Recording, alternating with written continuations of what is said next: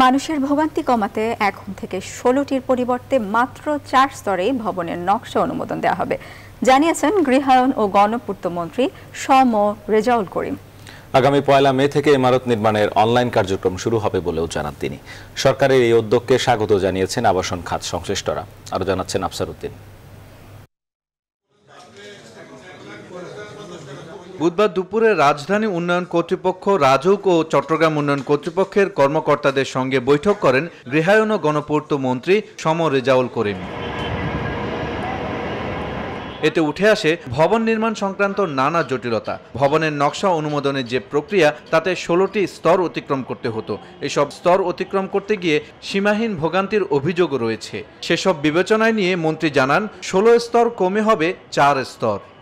12টি স্তরকে আমরা আজকে বাদ দিয়ে দিচ্ছি, যে 12টি স্তরের কোনো প্রয়োজন নাই।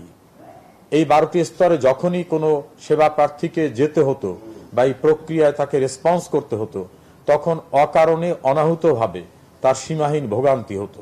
মন্ত্রী আরো জানান, আগে প্ল্যান পাস করতে 150 দিন সময় লাগতো, এখন কমিয়ে 53 দিন করা হয়েছে। এতে খরচ কমছে। ইন্স্যুরেন্সটা কিন্তু এটা কভার করবে, যেহেতু ইনশিওর্ড হচ্ছেন। যদি কেউ খারাপ ম্যাটেরিয়ালস দিয়ে বা পরিকল্পনাহীন অবস্থায় কিছু করেন, সেক্ষেত্রে ইন্স্যুরেন্সের টার্মস কন্ডিশনে কিন্তু তিনি আটকে যাবেন। আমরা 30 এপ্রিলের মধ্যে সকল জোনে সর্বত্র 100% অনলাইন কার্যকর হবে।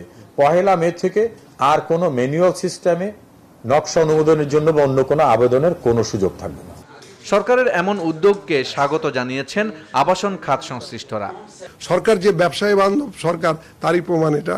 এবং এটা হওয়ার ফলে শুধু রিয়াব বা আমাদের ভালো হবে না, সমস্ত জনগণের জন্য ভালো হবে, নাগরিকদের ভালো হবে, ভোগান্তি কমবে, সবার জন্যই ভালো হবে বলে আমরা মনে করি। নকশা অনুমোদনে অনলাইন কার্যক্রমের ফলে কাজে স্বচ্ছতা আসবে বলেও আশা তাদের। আফসার উদ্দিন, নিউজ 24, ঢাকা।